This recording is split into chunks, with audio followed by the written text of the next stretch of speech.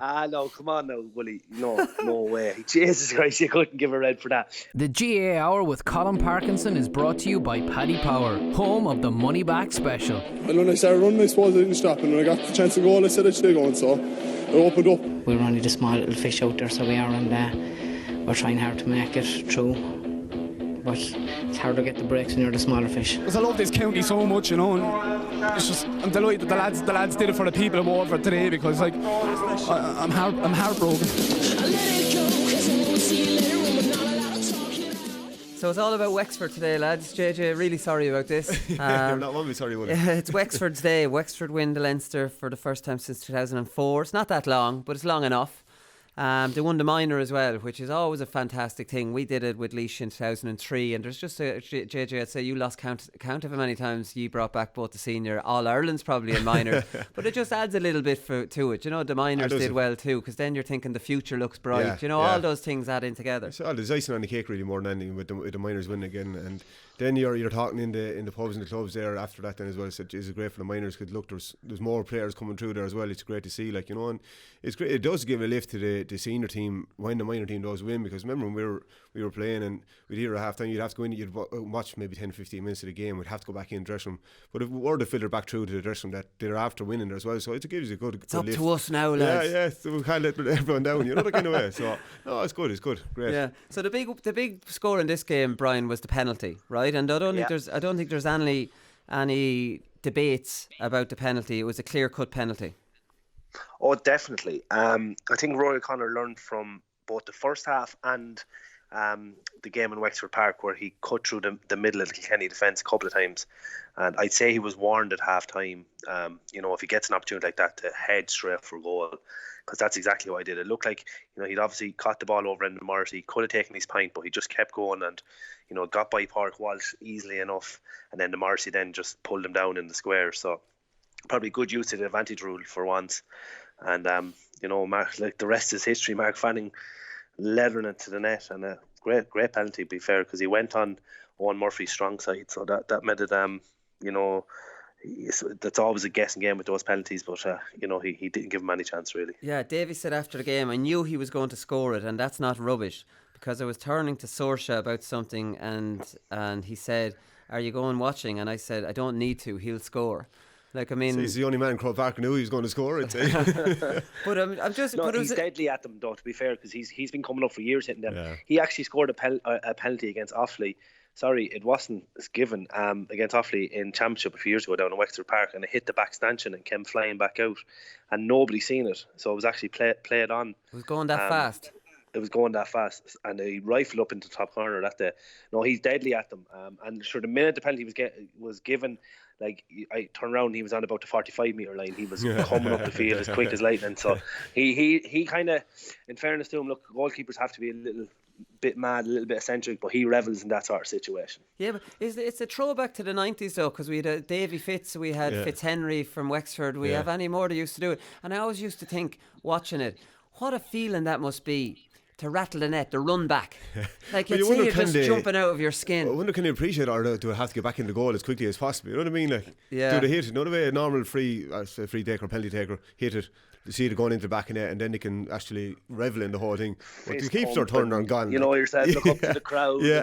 Take it all in. Kisses like Joe Bradley. But I presume everybody just moves one line back. So Ryan is full back, or is in the goals until he gets back there, right? Yeah. So it's not that much of a panic to get back. You see the head when he turned around, he was back in the 45 when the ball was hitting the net, I'd say. Yeah. So Brian, it's hard not to make this all about Davy, because I remember when Micko was over Laois, when you have a huge personality over the team, it's whenever we win, he got all the plaudits, and whenever we lost, we got all the criticism. He was a win-win for Micko with us, and Wexford are a bit like that with Davy, the players. So it's been all about Davy since the win, and I suppose it's hard not to make it all about him, because the job he's done there has been absolutely fantastic. He's done the Grand Slam now of All-Ireland, League, Munster, Leinster, Fitzgibbon. So it's hard not to give him his say, but you still don't want to take away from the Wexford players who are the ones who won it on the field. Yeah, and it's amazing. It's all justified now. this use of the sweeper and negative tactics. But sure, it's a results driven business, and he's led them to the promised land. I've forgotten, even though I knew Kilkenny were so dominant, I'd forgotten how long it was since Wexford had won that last Leinster, and I should have remembered because I was on the field that day and they beat us in that Leinster final. And he really can sicken a lot of doubters even within his own county now about his style of hurling and everything. But look, when you look at his record in the cold light of day, sure, it is fantastic, and there's no one else has done it in hurling. So it's a fantastic record, as I said. But look, he's a divisive figure, and that's Davy all over. He can be very much in people's faces, both on the line and off the line. And but at the end of the day, he has driven those Wexford players to probably within an inch of their life. But still, there's a huge bond. The players did go back for him, so that must have meant something. Yeah. Both to the players and to him, obviously, that bond obviously was very, very tight. That he came back for this third year, and ultimately, it's all been justified. In the end. That's always a good sign, isn't it, JJ? Like, they got a bus down to his house, and like he ran out on the field and went straight for Lee Chin, and I'd say Lee maybe he could have organised that bus. You don't know, but he went straight for Lee anyways, and he picked Davy up and. Like, whatever you say, the players really like him. And just on what Brian says, Davy says after the game, if I told you what I put them lads through, you wouldn't believe it. Now, he's talking about last November and December, so he's obviously really tortured them. But then in the same quotes, because he gave a great interview or great press conference with all the print journalists, I think he said, if you come down to our training, you would know what it's like. They come in an hour beforehand, they belt out the tunes, we all sit down and chat for a while. So like, in one way he's an intense lunatic, and in another way he kind of encourages this kind of relaxed atmosphere where they enjoy each other's company and things like that. Yeah, it seems a great position for Davy to be in, for the players to come down to his house and ask him to come back for another year. So come November and December, when he's putting him through the hardship, Davy has everything right to say, right, you wanted me back, this is what I'm asking you to do, you have to do it. And they've all bought into the whole thing, even over the 3 years. Everyone said it's a negative, but Davy and his players will always say it's actually attacking formation that they play, and they've singing for the last 3 years, and probably justify now after winning stuff. Yeah. But well, hang on a minute. Tipperary and Limerick both played sweepers yesterday, so I think the sweeper thing might have got, like, everyone's at that now. It's just he brings a forward back to do it, and the others use it. He's a bit more obvious doing it. Well, he just has one extra defender. Now every team's swarming the middle third. So I think 3 years ago this was more of a debate than it is now, because most teams. But still, they get thrown at him every time he has the conversation, or Wexford is brought up. There's never a conversation without talking about Wexford without the name sweeper, or the statement sweepers coming into the situation as well. So he probably, whether that's just one baggage from Davy come down through the years or not, I don't know. But that's his method of play. Even Tony Kelly was on the Sunday game last night, and that's what he said about Davy as well.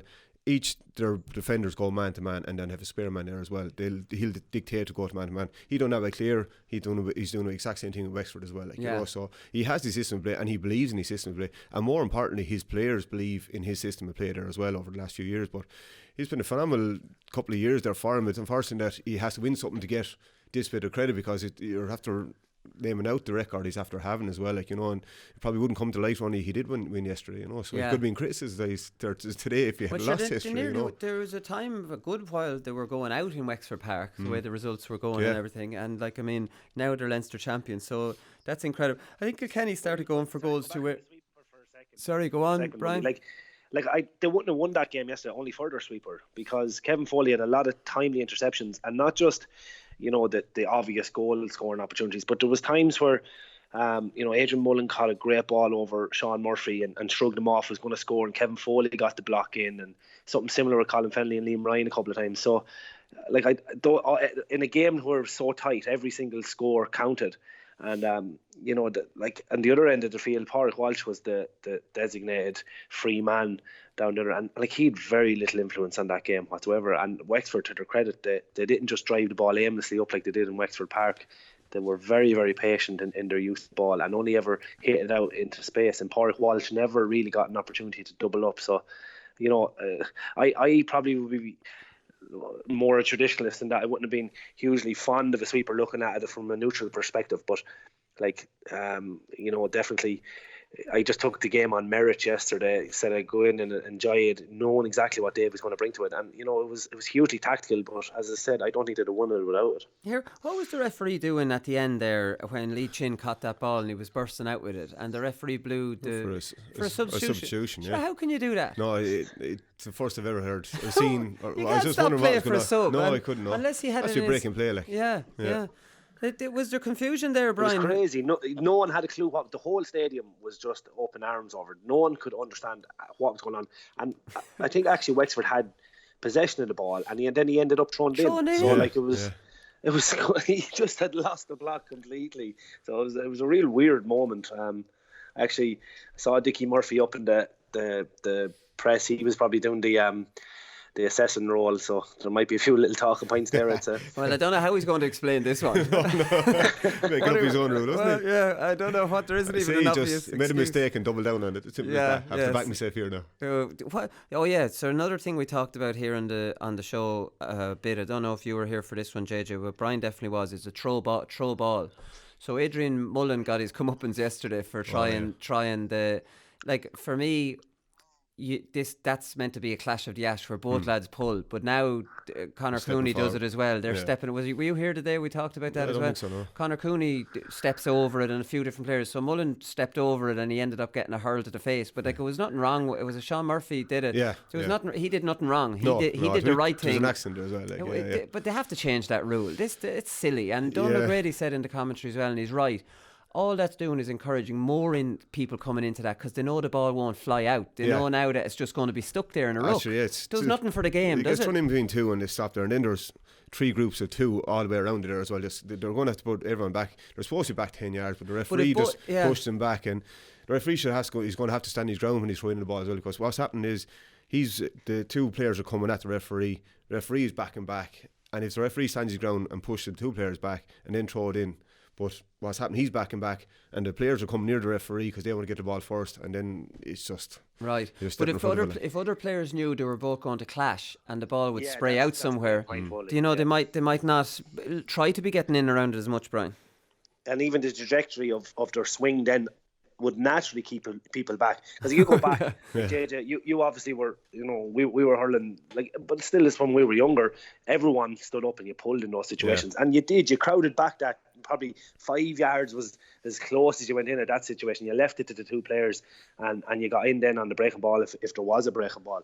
No, I definitely agree with you on this one, Willie. They have to clear up that rule. It's a mess, and it's creating those ruck situations even worse, which is a blight in the game. Yeah, which we don't really want them. So Wexford are the only unbeaten team in the country, which is unreal. They drew 3 and 1-1 in the group phase, and now beat Kilkenny in days. Limerick are now Munster, League and All-Ireland champions. They're holding all of them at the same time. Sure, you've done that at one time, JJ. No, Munster. Come on now. You've definitely held them all at the same time, I'm sure. Yeah, you did on a few different occasions, right? But they're not in the same year, but they actually are holding them all right now as it stands. That's phenomenal, and probably a couple of blips there along the way. Probably is after making this Limerick team a lot stronger there as well. A couple of performances I had during Munster, but yesterday they were awesome. Now, to be fair, there's no other word I could describe them. They were just all over the field. Tactically on the sideline, they got everything right. Got their big players back and playing again. That you notice the difference that Declan Hannon, Gerald Hegarty were playing, Keane Inch were playing. They were all on top of their game. Like. So just to cut you off there on that, so the shadow boxing they did in Thurles, right? So that's worked for them. So you often see the traditionalists. It's the same if a player does an interview before a game. Say Joe Canning against Tipperary, the year he was brilliant. He did a sit-down interview with Vincent Hogan. He played brilliant. There was nothing about his interview. If he had played terribly, they would have said, well, Jesus, where is he going doing the interview? You know the way this goes. So if Limerick had lost yesterday, I'm sure those same people would have been like, well, where are you going and throwing a game against Tipperary? That shadow boxing worked, because Tipperary were not expecting. There were big players weren't playing, which made a huge difference to their game plan. Why is no one complimenting the shadow boxing, saying that worked. Well, I don't think that Limerick went out to lose that game either. I don't think they did, but I don't think they showed their hand to tip. They didn't show their hand to tip, but I think Declan Hannon wasn't on the squad. He could have been injured that particular day as well. He was injured, yeah. I know Garrod Hegarty can come on, a huge player for him, but they probably felt whether he's going to show the players on the, say, 15 to 34, whatever it is, you have your opportunity now, take it or not. And then you see Shane Dowling started, and he only came on last few minutes there as well. After that game, did he say to himself, right, okay, I'm only coming on the last 10-15 minutes of that particular, of any game coming forward, because I had my chance, but I didn't take it, that kind of way. So whether he's testing out a few individual players, and he done the right thing by just changing 4 or 5 rather than changing the whole, no point in changing the whole team. If you change the whole team, I'd say 100% shadow boxing, but did he just kind of back his other, say, squad members to come in and do the same job as his first team, and then would have put pressure on his Garrod Hegarty's, his Declan Hannon to come back in and perform? But obviously it didn't work out because, and maybe the day didn't suit them either, because a wet day, and the game they were trying to play didn't really suit the particular day as well, but look, yesterday they had their full team. Again, your championship team, the first 15, you would have picked probably 14 out of 15. You could argue Peter Casey or Flanagan before the game yesterday, but after Peter Casey performed yesterday, he's definitely on that starting 15 as well. Yeah, it looks like he definitely is. What do you think, Brian, about maybe? Well, I know the shadow boxing number one. Yeah, well, look, I did make this point a couple of weeks ago that for me in that game, I would have played 10, 11 of the starting team, and that's exactly what he did. Yeah. And he only replaced them with guys that he are pushing, they're in his top 20 essentially, because it was Shane Dowling that came in, it was Darragh Donovan, it was Seamus Flanagan. So these are the boys that kind of are knocking on the door to start, and they didn't grab their opportunity, but still they got great game time and an opportunity to play within the system with strong players around you. I think that's a very important factor of when you're trying to break onto a team, that you have to have strong players around you, and not be wholesale changes with rookies basically all over the place. So I could fully see the merit of what he was doing there, knowing well that Clare had to win by a cricket score for them to be no way of getting through to that, progressing, whether it was to a Munster final or not. So to me, he did the long-term decision. It was a no-brainer. So hats off to Kylie, but he's settled down now. I called this last week as well. He settled down with his defence in particular. He went back to exactly what he had last year. Dan Morrissey back in at left half back. You look at Dan, you kind of think he's a very ordinary type of hurler, but he's a big, strong guy. He's like Robocop going around the place, but he just uses the ball so intelligently. He's little short hand passes, carries it in, can get through the tackle really well. And then obviously the other two guys are absolutely awesome. Declan Hannon, for a guy that is carrying injuries so much, to be able to perform like he does on the big days, he's fantastic. And again, he got his standing ovation going off. He's absolutely fantastic. William McDonagh is probably the one guy along with Peter Casey that really grabbed his opportunity this year, because Darragh Donovan was fantastic last year for Limerick. He really was a link type player, and he was complementing Keane Lynch so well. Probably did a lot of the unseen work for Limerick. But William McDonagh obviously has just a little bit more style to his game. He's a really top class hurler as well.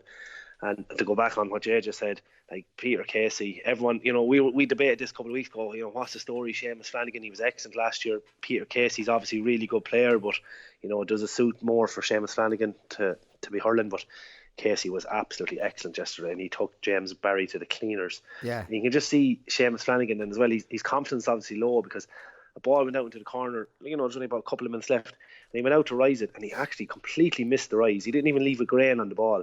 So it just shows his mind is just thinking too much at the moment, because he was probably thinking about what he was going to do with the ball once he got it in his hand, and he just missed the rise. So his confidence, for a lad who's probably won All-Ireland, his confidence is probably a little bit low, so it just shows that we're all human too. Yeah, Bubbles should have got a red, right, JJ? I don't know, we're doing a red card. Oh, Jesus. I don't know. I wouldn't be surprised if he got one, but it would have been very, very harsh to get it. He pulled. He was out of control, but I don't think he meant to hit it. I genuinely thought he went to go get the ball, to be honest with you. But look, it was kind of mistimed more than malicious, to be honest. Really? What did you think of that one, Brian? Because I thought number one, he got him in the face, and he was a mile away from the ball. We're seeing some amount of reds this year. No, come on now, Willie. No way. Jesus Christ, you couldn't give a red for that. A ball popped up down the line. he had to pull. It was a perfect ball for. Geez, I keep forgetting this lad's name. Diarmaid Byrnes. Do you think Diarmaid Byrnes? Because I need to cop on. He's unbelievable hurler. But the ball, he's left-handed hurler like JJ, so it was lovely on his right-hand side. He was going to left fly, which he did, and drove the ball 30-40 metres down the field. So Bubbles knew he was going to get a smack of the hurl as well as probably not get to the ball in time. So he had to pull, and he was as much protecting himself as having to pull. So. No, I'd no way that'd be right card. Jeez, what could Bubbles do? Pull out of that altogether? Sure, that'd be worse. He'd be taken straight off then after that. Right, okay. Listen, I'll take your word for it, lads. I never pulled a hurley in my life, so I don't know what I'm talking about. Looked to me like it was a bad one. Some great goalkeeping, lads. There was Hogan saved from Hegarty. After a beautiful offload by Morrissey, Keane Lynch missed one. I thought that was a poor effort by Lynch. It's almost like it was showboating, was he? It's hard to know. And then Hayes had a poor enough effort at a goal before he scored his goal. And then Quaid with an almost impossible save from Callan. That was unbelievable. That was unreal because he was going the other way. And Brian, you'd probably describe this a lot better than me now. When you're going through, everyone says forwards hit the ball into the ground. It's the hardest one to kind of save, but stick out the right foot and flicked it up in the air, and he got the power behind it to keep the ball out rather than flick it in over. I thought I'm going to disagree with you now on that one. Now I think it was an awful miss. I think it was a miss more than a save. I don't know. Jeez, I don't know. Oh, lads, got a good connection. That was a great save. I know, no, lads. He hit the ball straight down. He hit him he hit straight in the middle of the goal. All he had to get that another foot to the left hand side of that, and Quaid hadn't a hope of it. The whole left hand side of the goal as he was bearing down, that was completely wide open. Shamey will be eating himself up over that. Definitely. As a forward now, lads. That's a miss. That's not a save. Can it not be both?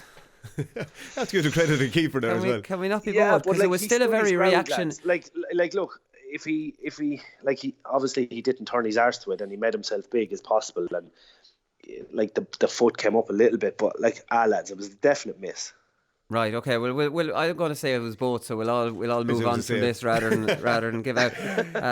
What about Laois then, Brian? You were in Croke Park. It's their first ever final win in Croke Park. So they hadn't played a game in Croke Park since the semi-final against Wexford in 2005. There was a final in 1985 when we lost to Offaly. Previous All-Ireland wins were 2002 in the B, 1979, 1977. They were played around the country, while the Leinster final we won in 1949 was played in Nolan Park in Kilkenny. So, this is a huge result for Laois, and it's some improvement as well, from where we were last year for Eddie Brennan, Laois lost to Westmeath, Kerry and Carlow in the Joe McDonagh Cup last year. So it's been a massive improvement. Oh, it certainly has. And obviously I live close to Laois, and you're there, Wooly. There's a huge kind of feel-good factor around Laois hurling at the moment, and people believe in what's after happening under Eddie Brennan, and I love it because they're giving the Joe McDonagh its due respect and realise that's where Laois are at, and they're not whinging, probably like my own county, about where they're at. They're just getting on with it. They're rolling up their sleeves, and they're trying to get back up to Leinster, and that's probably what Laois have done and what Carlow did last year. So you have to give full credit to them. And their forwards were really impressive yesterday, I have to say, and they took some brilliant scores. Aaron Dunphy probably with the pick of the goals. He was rifled into the top left hand corner, and he's a fantastic talent, the Burst Nostri Kilcotton man, and he's a young guy breaking on the scene the last couple of years, and he really took his opportunity. But I suppose Mark Kavanagh at centre forward in particular, he was, particularly in the first half, he was fantastic. 5 points in play. Angus Clark did a bit of hurling, but look, any day a centre forward scoring 5 points in play, you're running the roost at that stage, and obviously his frees were very good as well. So, but obviously I know a lot of these guys. I said I'm close to them, but you do, in the hurling world, you know a lot of these guys. You have Ross King, you have Charlie Dwyer, you have Picky Marr, Mark Kavanagh. These guys, these are top class hurlers, and that's not to even mention someone like Paddy Purcell then in the middle of the field, who, to me, and we said this before the show, Willie, this guy would make any of the top teams in the country. I think he's absolutely class. Yeah, no, he definitely is. And they hit 422 against Offaly, JJ. Yeah. They got 224 against Antrim, 517 against Kerry, 122 in the final group game against Westmeath, which was a bit of a dead duck, and then got 326 in a final in Croke Park. Savage scoring, like. Savage scoring. And consistently as well, like. Consistently. Any team, you might get a purple patch in one game and then you rack up the score, but consistently do it day in, day out is very, very hard, because obviously after you do it 3 or 4 games, the next team you're going to play it right. These are good heavy scores. We'll have to cut down the space as much as possible or bring someone back, but they're consistently scoring heavily, and that's what I did bring into the party, I'd say, more than. You see that a lot of the ball was going in there was to the forwards' advantage. It wasn't just 50-50 lump up and hope for the best. It was pinged out to the sides, and they're obviously quick as well, and they're well coached as well, to be fair, like, you know, they come away, and there's always support play there as well. So no, in fairness, Eddie's after doing a fantastic job, and it's all credit to him now, to be fair. What was the standard of it like, Brian? Look, in fairness, like, I think it was good. It's still a far cry from Leinster Championship, and I don't want to be disrespectful, because we have to allow them to enjoy their day in the sun, but like, it is a far cry. I think, look, they'll give Dublin a run for their money for a while, but I still expect Dublin to come out and win that game, and I wouldn't give Westmeath any chance against Cork, being honest. They might make it difficult early on or something with a sweeper, but again, you'll expect, I think it'll be Dublin and Cork to win both those games. So the standard, it's a good bit below, being honest. I saw it firsthand now. It's a good bit below Leinster or Munster Championship. You know, it's unfortunate, and long term, you know, we're after seeing Carlow come straight back down. Offaly came down, obviously, and I think, look, it's very hard to see how Laois will actually stay in that Leinster Championship either next year. So long term, and look, Cheddar's obviously been singing this for a while. It's great, it's an initial win and all that, but it's going to be a yo-yo situation again for all these similar teams, and you know, that's disappointing in the long-term development for these counties. But you know, look, in terms of the actual game, when you go back to that initial question you asked me, it was a good game. It was open. There was great scores taken. There was good tackling.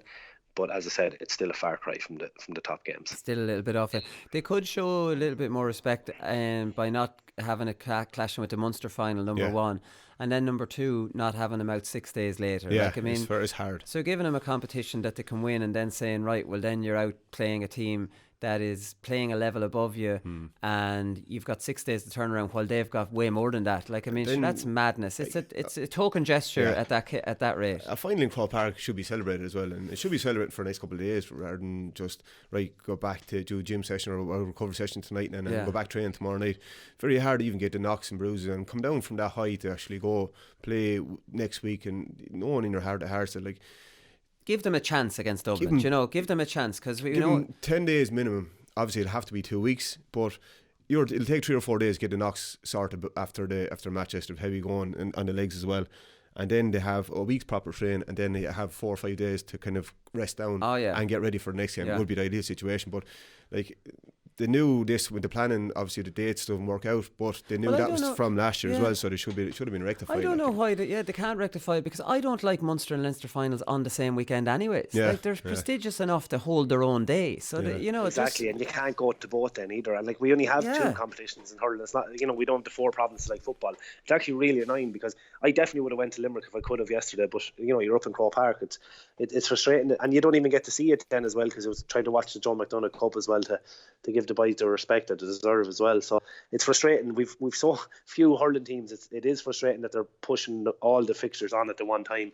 You know, being honest, the Joe McDonagh Cup, and I'm not going out on much of a limb when I say this, I don't see ever a Joe McDonagh finalist beating any of the top teams in this so-called preliminary quarter final. I think it's a token gesture to say, oh lads, you're back into the All-Ireland series. Being honest, I just don't. To me, it's almost insulting.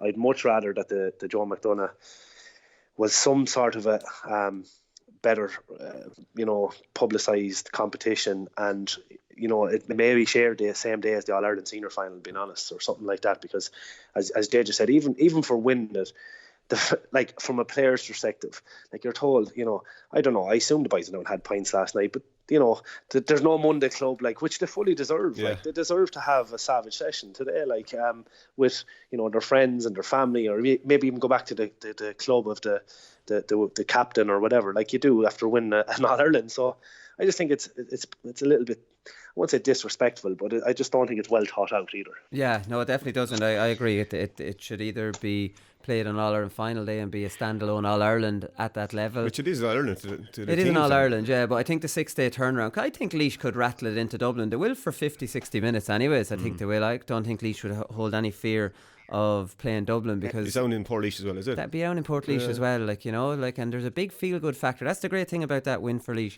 There was a huge build-up locally to that. I saw all the media days, and they were around to schools, and Eddie did plenty of promotion of it. And there was a big Laois crowd there yesterday. Big Laois crowd at it, yeah. So for them to perform on the big day with expectations as favourites in Croke Park, there's so much they'll take out of that. You know what I mean? I think that no matter how hard it is for Laois to go play next week, imagine Westmeath, like, fair enough, Laois have that feel-good factor. They're gone. You know what I mean? It's harder again, like, to lose a final there. And you've seen Joe Quaid interview after now, he's very despondent. He was talking about getting back there next year again, but again, they're not even thinking about the game. Second loss in a row now as well. The game next week. It's very hard to get dust yourself down and take on this seriously. The challenge they have next week. Playing Cork, they'll be like playing Piggy in the middle as they're playing their bloody short passes. All right, we'll come back. Let's see the pints of Guinness going around the field. That's all. Let's see. We'll come back with some analysis.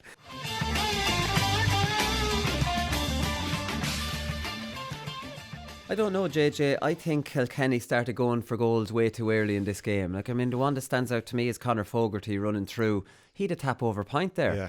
And he went to square it. Like, I mean, this wasn't a 6-point lead. This was a 2 or 3 point lead. I think even throughout the whole game, Kilkenny were going for goals or trying to push it.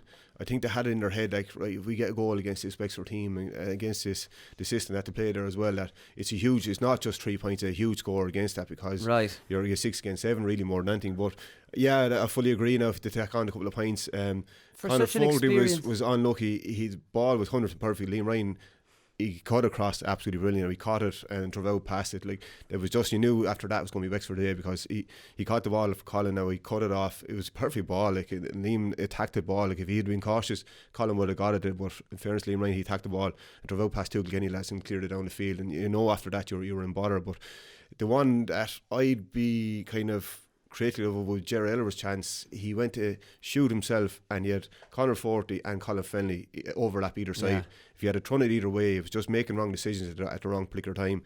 And he went. It wasn't on when he eventually tried to take it at all. Like, no, it was he'd gone way too wide. Oh, the one before that. Yeah, he broke through the 21, and Colin's on your right hand side, and Conor Fogarty's actually in the middle on his left.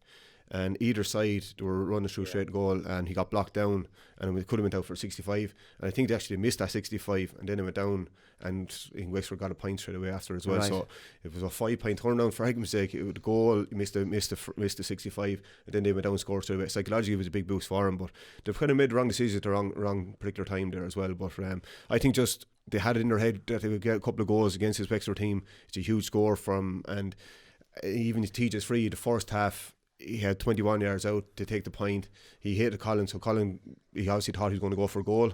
But I think that was a sign that we're kind of pushing it a bit too much to get the goal. Like. Right, that was Uncle Kenny like as well, JJ, wasn't it? And trying to take that. Yeah, you take your score and go back out the field again, and then just before half time there as well, he had an opportunity to shoot, and he passed it over, I think it was Mullins, but it was blocked down, and then it was half time there as well. So the couple of opportunities there, could have been a couple of more points on the board there for him, like, but to kind of try to push that goal that wasn't there, like. Yeah, JJ said blocked down here about 3 times, and that was one feature I thought of the game. I remember tweeting it in the second half. I don't know, did they count them up in the Sunday game? The amount of blockdowns the Wexford backs did throughout that game was phenomenal.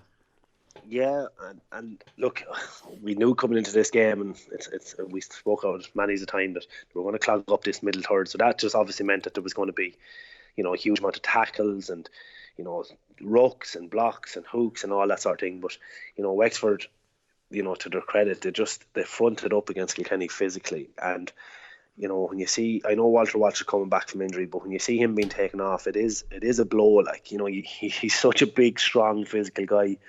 He wasn't winning any aerial ball whatsoever. Paddy Foley was snuffing that out, and now TJ was much better. He actually got the better of Matthew Hanlon. Big time. Gave him a bit of a merry dance. He wasn't going to allow that to happen twice. He was in the corner at one stage, was he? Yeah, but he did the right thing. He made Matthew Hanlon go back in, and just make it uncomfortable for him. Like, he didn't stay in there long, but he just made him think, and was Matthew Hanlon going to follow him in there or whatever. So, that it was much better from that side. But sure, look, you take TJ out of it, he really is their go-to man. Kilkenny, look, Colin Fennelly obviously tries really hard, could have won another couple of frees, but a big contentious free not given to him. Liam Ryan was pulling and dragging over him, and to me it was a certain free in the game, was in the melting pot at the time.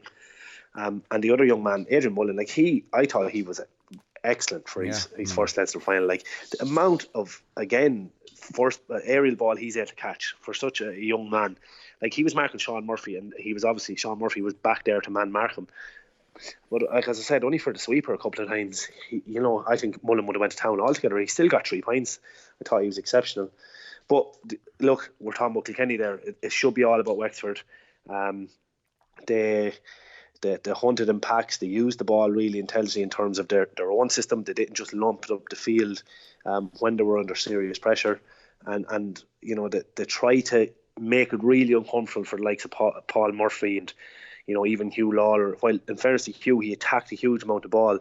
He still got snipped for a few points. So like, it just showed that that Wexford just seemed to be scoring that little bit easier. I thought that at half time, that they just seemed to be flying over the bar, where Kilkenny seemed to have to work really, really hard to get their scores. Yeah, it's hard. Like, I mean, that's true. The puckouts were new from Wexford, JJ. Like, I mean, they drove a good few long, and they were dropping them in on Conor MacDonald. And Conor MacDonald scored 4 points. And often my criticism of Wexford's style of play is that they don't get enough out of Conor MacDonald.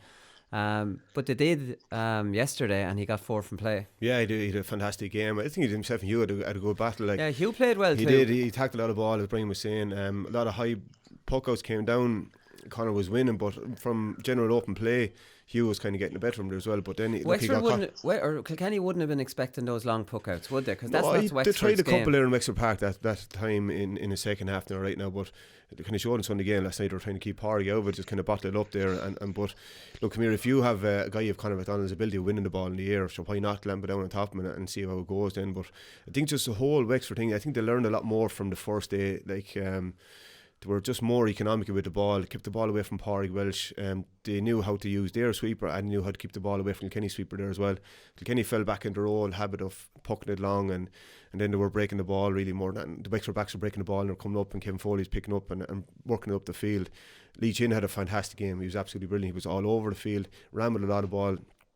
Excellent on the frees as well. He had 2 very, very hard frees in the second half, and a lot of criticism for Lee over the last few weeks for his free taking, but he stood up to the mark there yesterday as well. And even the last ball he caught was coming into the Wexford defence, he went up and got it and brought it out there as well. So fantastic captain's performance, our leader as well.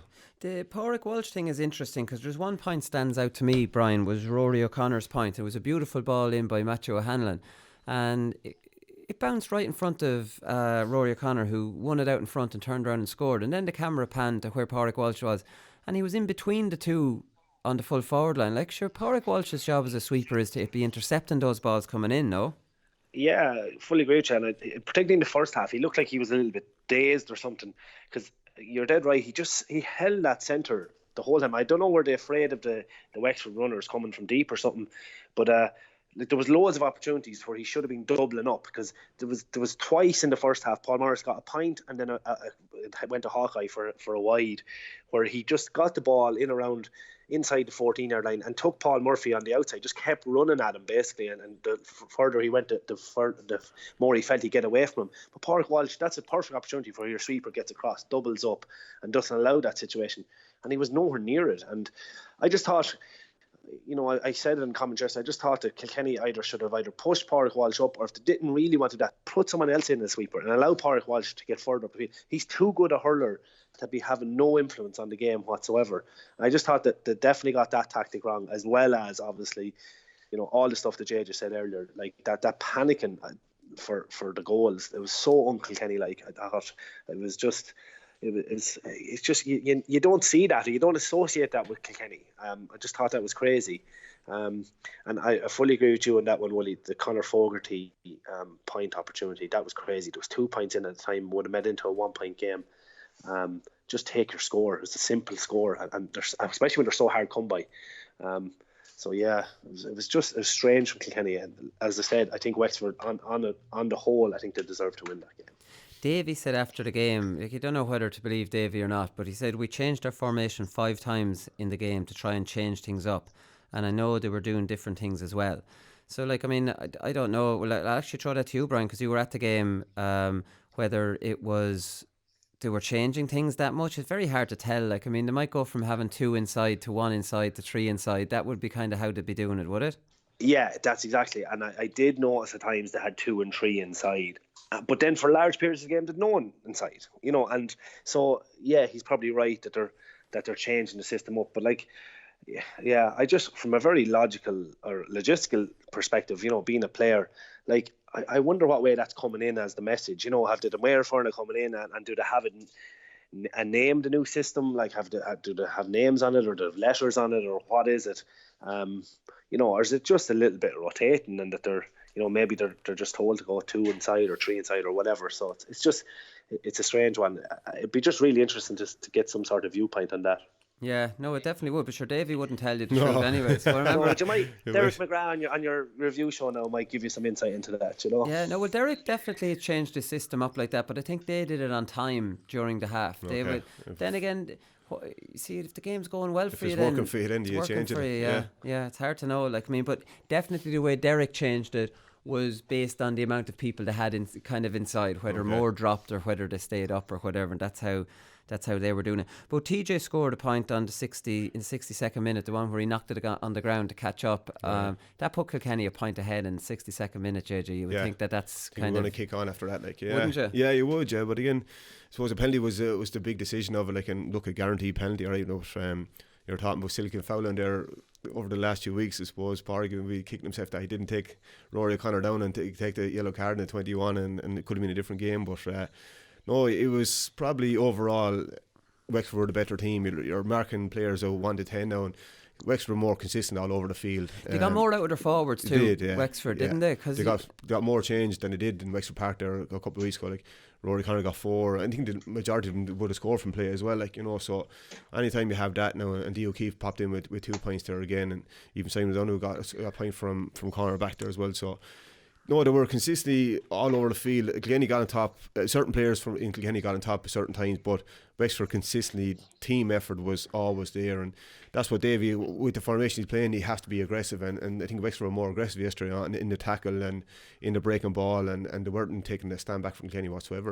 Yeah. So. No, they definitely weren't. Well, last one here, before we move on to the Munster finalists, there was a free against TJ for throwing the ball too far. And Donal O'Grady said in the commentary that was an old trick of Henry's. Well, JJ, I'll ask you then, you might remember this. So throwing the ball out, it's not you're not throwing it out into your hurl, you're pretending you're throwing it out into your hurl, but it's an old trick of the trade, is it? I love these. Love this stuff. The ball would bounce, and then you'd have to get it before the ball bounced the second time. Henry was great because there was a couple of lads hanging out him, and he'd get his hand free and he'd throw the ball up, and then he'd go on again, so he wouldn't be caught for over so carrying. It can bounce once, but if it bounces it's not supposed to bounce, but it looks better if you can get it before, as long as the ball doesn't stop on the ground, you're picking up, then you're going again. He was brilliant at it because he was so strong, he could break the tackle and throw it out. The referee couldn't blow him for over carrying. Then if he had kept the ball in his hand breaking out of the tackle, he would have caught for over carrying, but he thrown the ball up in the air, so as if to pretend to play the ball will bounce up again, and he's have the 2 defenders bet then as well. Very good. And obviously defenders can't put your hands on him, Brian, while if the ball's been thrown out ahead. Two things on that. I used to do it myself an awful lot, but they seem to have try to eradicate that from the game. So you as JJ said, you're throwing the ball up front of you. You can't catch it again, and if you can catch it just on the bounce, lovely, you're away and again, and you've no catches then because you're putting it back on your hurl. So you have 2 more catches after that. So it's a brilliant piece of skill if you can get away with it. 2 things on that then from yesterday. I thought TJ was actually foul. I thought Matthew Hanlon was actually pulling and dragging out of him. I thought TJ threw it up in front of him to try and I thought he actually wasn't trying to throw it on the ground. I thought he was actually throwing it high into the air so that he could actually shrug Matthew Hanlon off and get the ball before it bounced. So I thought it was a very harsh call for Kilkenny, that perspective. And then Lee Chin obviously nailed the free. And then the other side of it, in Limerick, Jake Morris actually dropped the ball, not throwing it out in front of him, but you often see players doing this as well. He had his 2 catches taken. He knew he was going to overcarry the ball, and he went down low and he dropped the ball on the ground and got his hurl underneath it again. So that was allowed. So it's a kind of it's a I don't know, is it the referees are blowing it up because he had judged that TJ threw the ball, whereas obviously Jake Morris dropped the ball, if you understand what I'm trying to say. So it's it's a grey area. Yeah, no, it's James Callan's goal against Limerick the last day in the round robin. He true, turned the ball up and bounced, and he doubled on it after he come up there, and it was goal. Like, was that a throw on the ground or not? You know what I mean? It's very, very hard to tell for a referee as well. Like, there's a grey area there, all right. There's definitely able to get it. Depends how good you are at disguising it, pretty much. Right, we'll have to talk about this Munster final as well as the lower profile of the two provincial finals. Was that on yesterday? This is all about Limerick lads, outstanding, and they learned an awful lot more from Tipperary. This is my take on this. They learned a lot from Tipperary. They knew that Tipperary were a little bit obsessed with Aaron Gillan. They knew that Brendan Maher was doubling up on him as much as possible, and they made sure to give it to other fellas. Do you know what I mean? Would that be fair, JJ? Because Tipperary even yesterday seemed obsessed with Gillan. Like, Brendan Maher seemed to, his job was just to watch him. Markham, Or not Brendan Maher was man Markham, but even Paddy Maher then. Sorry, the sweeper was the man that he was trying to get over to Gillan too much. Yeah, and then for the first 15-16 minutes, the ball didn't even go in anywhere near Aaron Gillan whatsoever. Like, you know what I mean? The rest of them were kind of getting it running through. Were Limerick keeping it away from him, knowing that he was going to be doubled up? They're trying to run through their half back line really more than anything, because Tom Morrison and Gerard Hegarty were going through. Kyle Hayes had a fantastic game there yesterday. Now broke through there again. I think they were trying to, where Tipperary were strongest, that's where Limerick went after. Their half back line is where their strongest line is, and obviously Brendan wasn't there, but if he was there, they were trying to break that foundation where that's their platform for a lot of performances this year already. Their half back line was absolutely superb, but they were trying to break that and run straight through the middle. That's why maybe the ball wasn't going into Aaron Gillan for the first 10-15 minutes, but then Aaron Gillan did get the ball. He created a goal straight away there as well, like, you know, so it just shows how good he is and how strong he is. But I thought Brendan, for a guy that doesn't play in the full back line that regularly, had a fantastic game there yesterday, to be fair. He did. No, I have to give him credit. Like, he played very well. He played very well for a midfielder, half back. Then again, they didn't. I don't think Limerick were, Brian, I don't know what you think. I don't think Limerick were looking to hit Gillan as much. No, I kind of agree with you that, but I think this is the beauty of the Limerick full forward line as well, that it's one of the three are stepping up, if not a couple of them. But you know, yesterday was Peter Casey, so they're brilliant at you know, if they realise Gillan's being closely watched, he'll drag himself into areas where and drag defenders with him to create that space for the other two. So you know, we've seen that now down over the last year or 18 months probably at this stage, where you know it was Seamus Flanagan, or it's Casey, or it's Graham Mulcahy, or Gillan, obviously, and they're shooting the lights out. But it's very rarely all three of them. One of the three will have a quieter game, and they're doing something really, really selfless for the team. So you have to give credit to that, or they'll pull themselves out of that area. But for me, it was probably a tale of two full back lines. Tipperary obviously robbed Peter to pay Paul in terms of Brendan Maher, what he offered in terms of their half back line, and bringing him into the full back line to mark Gillan. But you know, the other boys were under serious pressure, you know, and that has been the Achilles heel for Tipperary over the last number of years. Cottle Barrett, you know, massive loss. Even though Brendan Maher did well, Cottle Barrett was a massive loss, and I think had a knock-on effect to the rest of the team.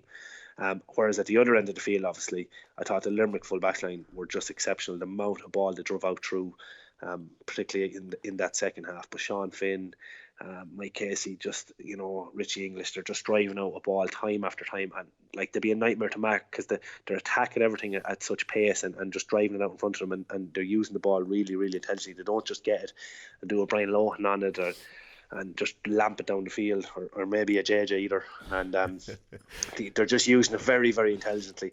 But the other thing, I thought Limerick worked really well, and they stayed very probably loyal to their own system with Kyle Hayes. Like, I look back at that Limerick game the last day, particularly the second half, and the amount of chances that Kyle Hayes had and missed against Tip the last day off Paddy Maher. Even though Paddy Maher obviously hurled the world of ball and he was exceptional, still Kyle Hayes missed a lot of chances. So rather than really trying to counteract or second think their own system, they trusted that Kyle Hayes, you know, if he hits form, he'll do damage. And look, he got 1-2. He missed the goal, as you said, Wooly.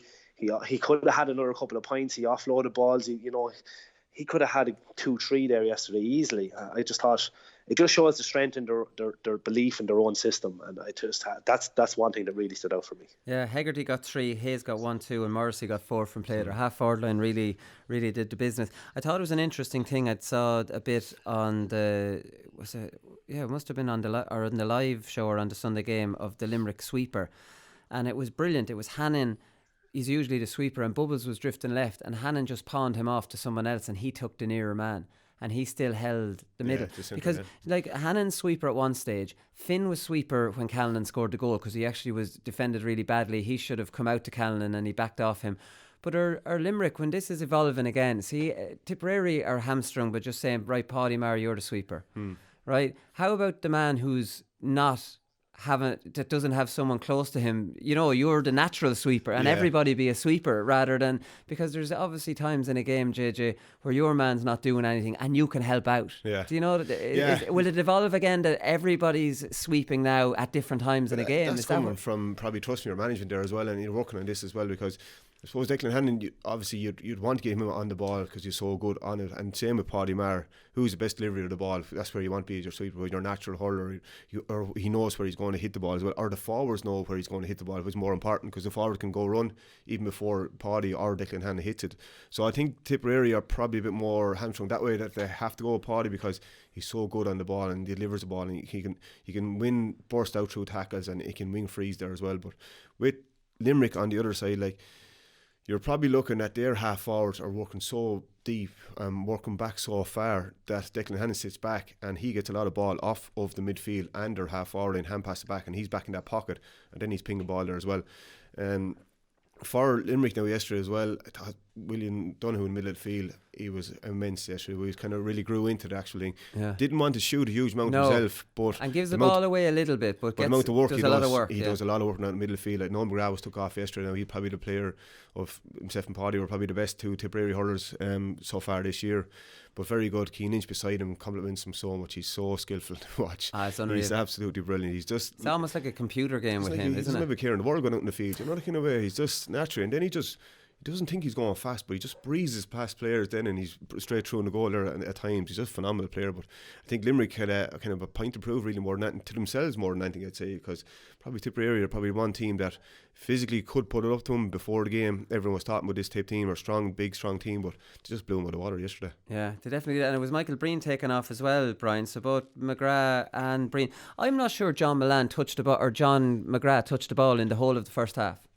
Like, I'm serious. That's not an exaggeration, because it was mentioned in the commentary in the 20th minute that he hasn't touched the ball yet, and then I says I must keep my eye out for him now and see does he get a touch. Half hoping he did get a touch, but I don't think he did. Like, Tipperary never got any quality ball into their forward line, none. The only points they got were long range kind of points, but they got no ball into their full forward line. Nothing. They were under too much pressure. They couldn't get good ball in there.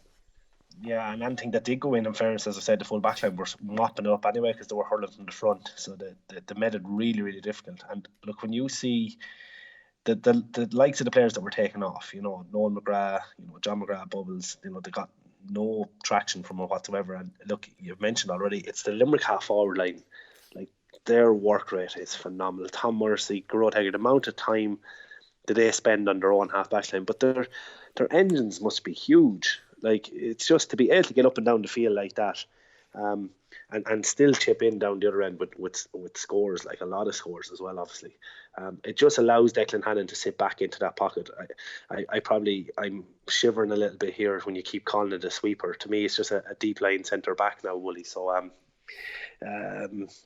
I just think, though, that's the way the game has gone. But I agree with what you're saying. I think Limerick are a little bit more fluid in that if they're trying to mark Declan Hannon in that situation, that, you know, they'll allow someone else just to fall into the position, and they'll, you know, they're all big hurlers. They'll all trust each other, and they can all hurl the ball. So that's really, really important. Where it just seems to tip like, look, Paddy, you're the man. I don't mean this in a disrespectful way. Like, you're the man. You have to be the sweeper. Like, you're clearly the only one that can be the sweeper.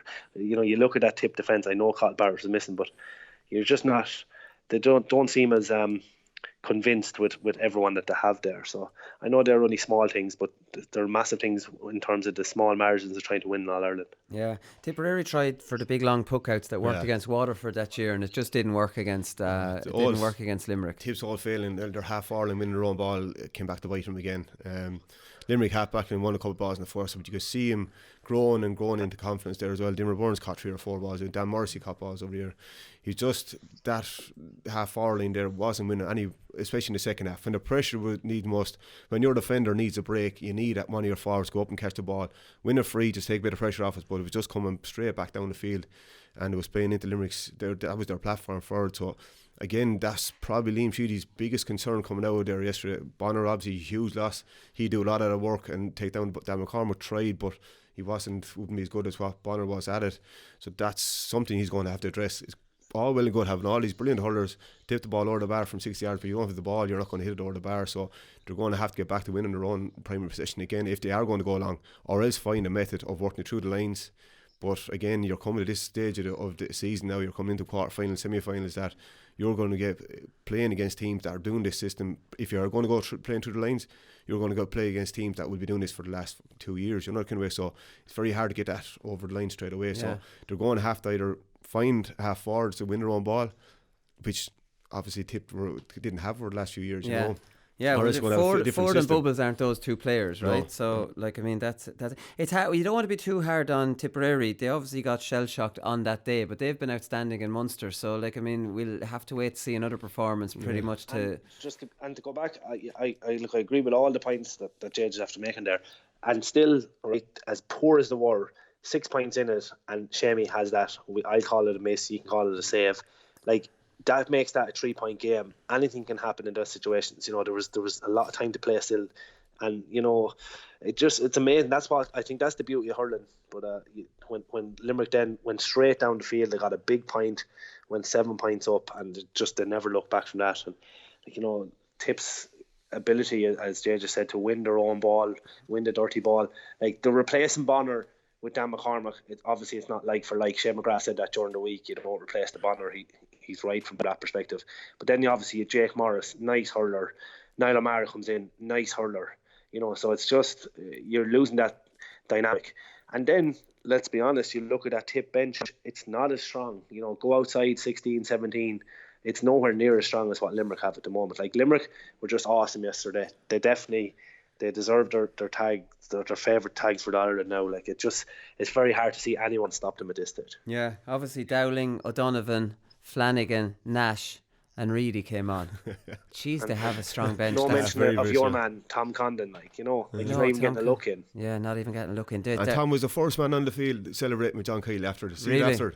That's he jumped out. Yeah. It's a brilliant sign. Like, they're all actually going in and they're all behind the one. Yeah. To know exactly what they're doing. Like, you know what I mean? It's a great sign to see. He could have been very easy sulking. I shouldn't be brought on there. Oh yeah, you wouldn't be hugging the manager anyways. No, you might hug someone else. First on the field, I thought it was absolutely brilliant to see. Yeah, that. unless he's doing a bit of brown nosing for the next day. Don't forget me, John, the next day. Speaking of celebrations, I missed this one for the Leinster final. Damien Reck did a John Terry on it, by straight away the minute the match was over, before the cup was being presented, straight over Kitman number 2 up the steps of Croke Park. He was running around Croke Park with the Bob O'Keefe Cup. He was leading the celebrations, running around with the cup. Really? Yeah, I thought it was hilarious. Did he get a full kit on him, or just the jersey over a pair of jeans? No, he just something? got the jersey. No, he'd a pair of Wexford kind of training shorts. Right. So he had a different colour short, but he was running around with shorts and his number 2 jersey. So I just thought this was brilliant. So.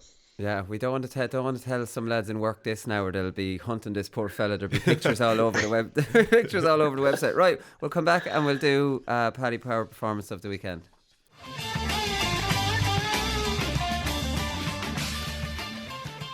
Paddy Power performance of the weekend. First one up is Aaron Dunphy, lads. That goal was as good as anything you're going to see. There's no doubt about that. The way he took the ball on, took the bit of contact to propel himself forward, because he's a speed demon. And Jeez, I was thinking he shot too early. Like, I mean, he's shooting from the 21 there, JJ, isn't he? Yeah, he just shows the confidence he has at the moment. I'd say he just pinged it in top corner as well. And Jesus, what a goal! Look, even Eddie back in his day was always going for the juggler, go for the goal. And obviously he's telling his forwards to do that as well. But fantastic finish, absolutely brilliant. And he got 3 points on top of that then as well. Like, I mean, he was injured. He didn't start against Offaly or Antrim, because I remember talking about the Antrim game. I was up at that in Moore Park, and he really caught my eye. And I was thinking, how did he not start? He had a shoulder injury leading into the Offaly match, and he, struggled to get back a bit of form after getting it, and then only got back into the team then for the Kerry game, Brian. So, like, I mean, he's really hit the ground running, but he's supposed to be a huge talent, and he has blinding pace. And if he has he got 3 points on top of it, and if he's goal finishing like that, it's a huge plus for Laois, obviously. Yeah, look, he's a guy that's coming for a long time as well, and he's carried a lot of weight in his shoulders. Like, he's won a huge amount of underage titles with his club. He was heavily involved with Mount Rat Community School when they reached the All-Ireland as well. So, he's a top class hurler, and he just seems to be reveling in it now. He'd a couple of years maybe cutting his teeth at inter-county level, but that goal, and he was quiet. He just snipped a point just before he got that goal as well. He was quiet up to that stage. And just showing confidence, probably the joys of being young as well.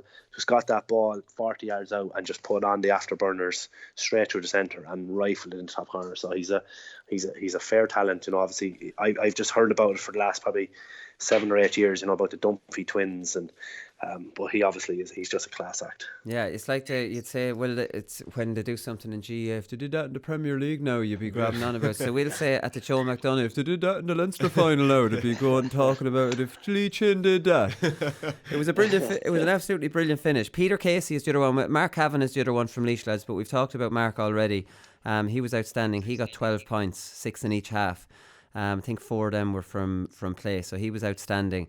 And obviously Killian Doyle, who they had a shootout midway through the first half. I think they scored 6 or 8 points between them. No one else had. There was 4 or 8 points scored. It was just him versus him, because Doyle scored 10 points or something as well, Brian. So I was just wondering, did Mullaney let him go, or how did Laois deal with Doyle? Something similar. Look, this, I think it's the modern game, isn't it? The centre back are doing their own bit of hurling, and the centre forward then is popping up with big scores. So, but Killian Doyle, we gave him the player of the week there a couple of weeks ago, and he's just been fantastic form for Westmeath, and only for him yesterday. He kept Westmeath in touch for such long periods. Lee seemed to be very dominant in the back line, with the exception of Killian Doyle, and he got a couple of great points as well. So, it'll be very hard, though. It's very hard to see Westmeath lift anything. You touched on it there. It's very hard to see them lift anything for that game against Westmeath next week. The only other person that probably of note, as usual, Tommy Doyle at fullback for Westmeath. He is a man mountain. Who was he on?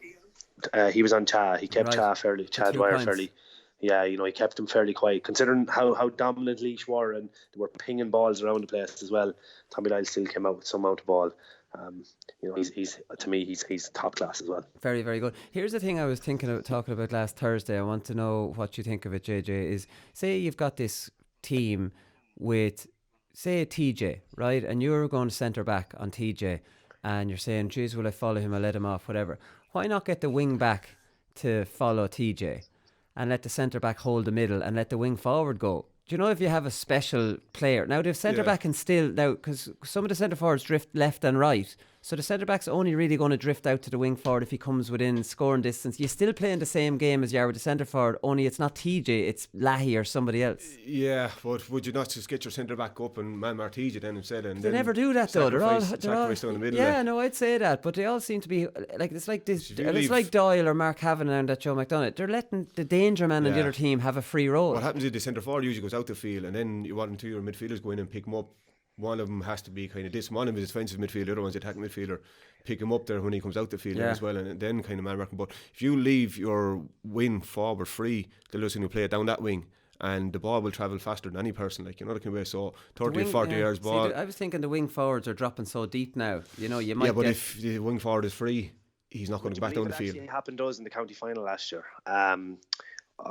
I played centre forward. They were expecting me to play corner forward, and the corner back came out to man mark me, and the centre back continued to play at centre back, in that sweeper role, as you call it, Wooly. And our wing forward was completely free for the whole of the first half. Now, he got a point. He should have had another couple. But it was a really strange dynamic to see it. And I remember their trainer coming on, and asked the players, he left it to the players, were they happy to continue in that role?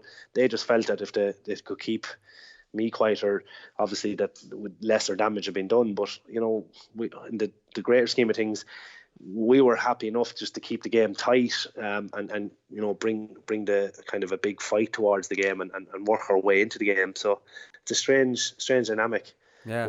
I don't think you can leave anyone free though in that situation. Like the wing forward, as I said, he could have had 2 or 3 points snipped in a really tight game, and he influenced the game a lot in terms of he got on a lot of dirty ball in around the middle third then as well. So he definitely allowed us to stop the Cormac Lottie, offensively from that perspective. So strange decision. Yeah, it is. I'm not saying that would be your tactic all year, but you could definitely say, right, before the other team realises, oh, look, he's actually dropping off. Now it's the wing forward who's free rather than the centre forward.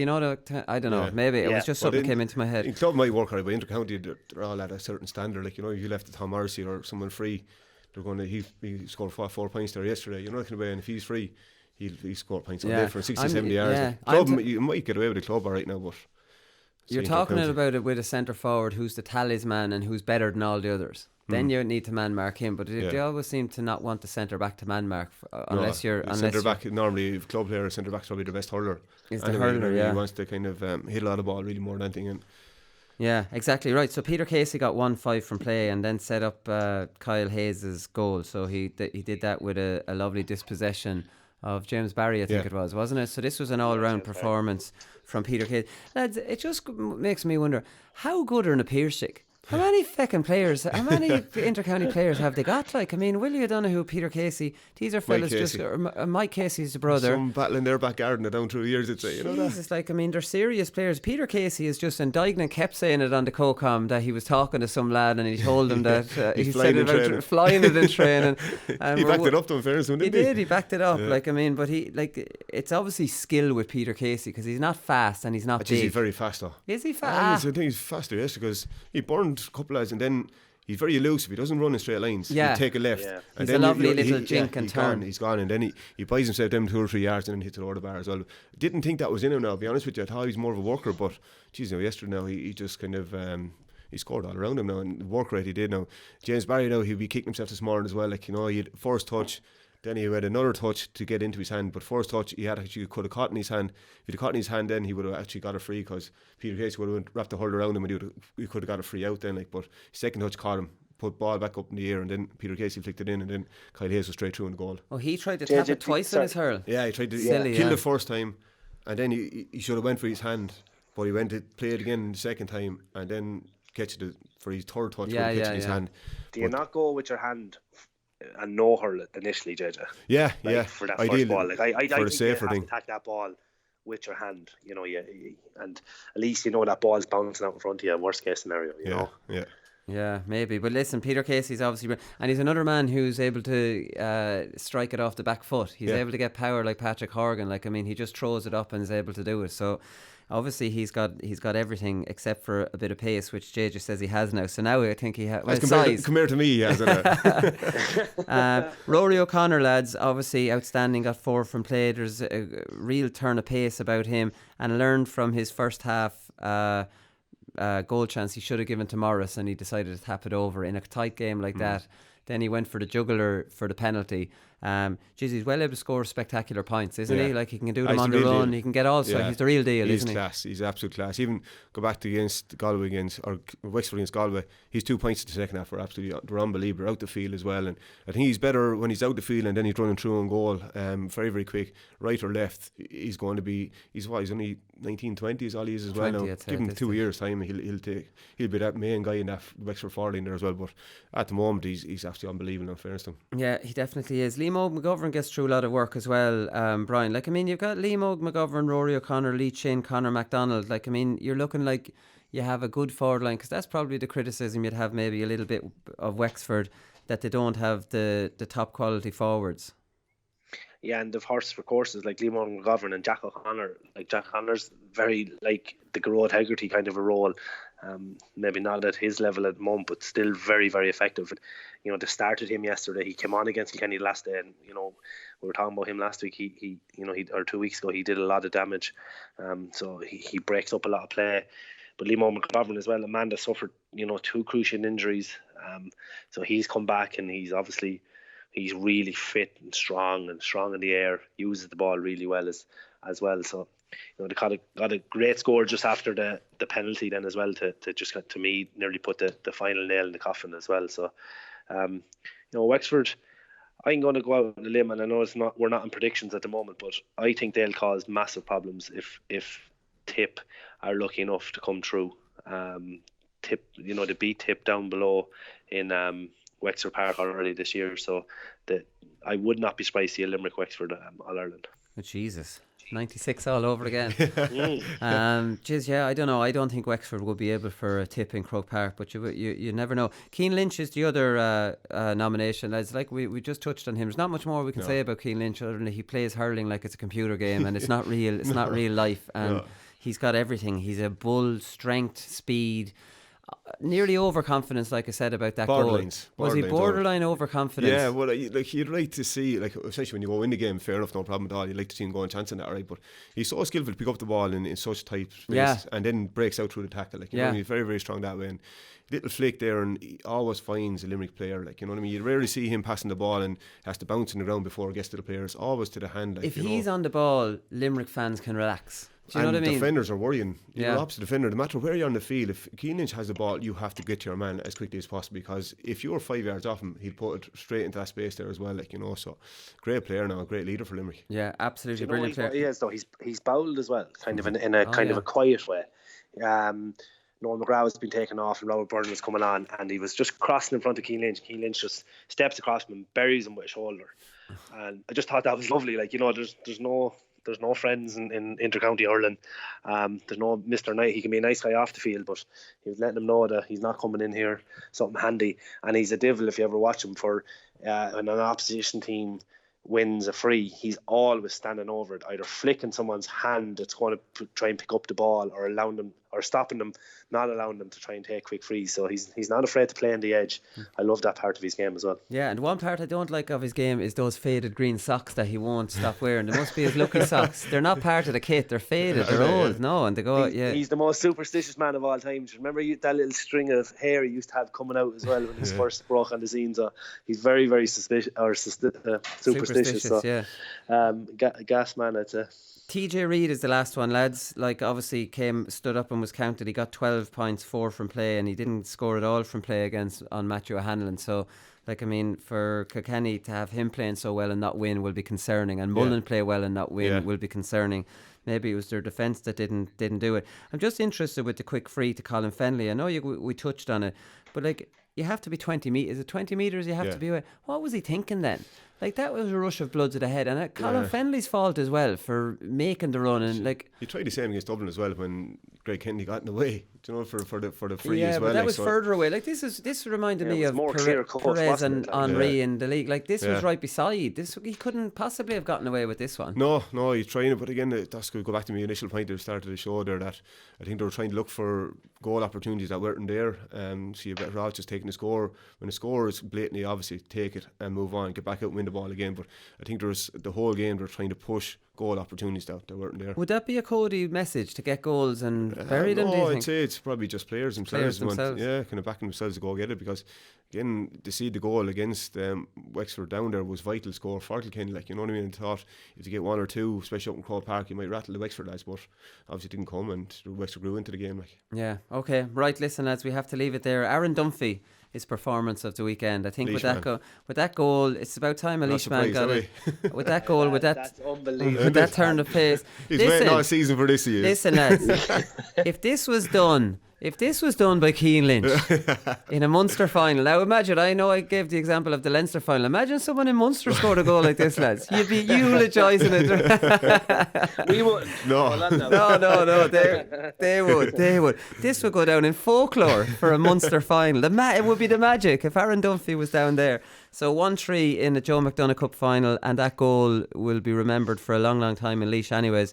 So Aaron Dunphy is performer of the weekend, and we'll get those Paddy Power Lucky Pants out to you. So listen, that's it. We'll be back on Thursday with a preview show. We're going to preview the two, what are these called? The preliminary quarterfinals, right? Okay. Yeah.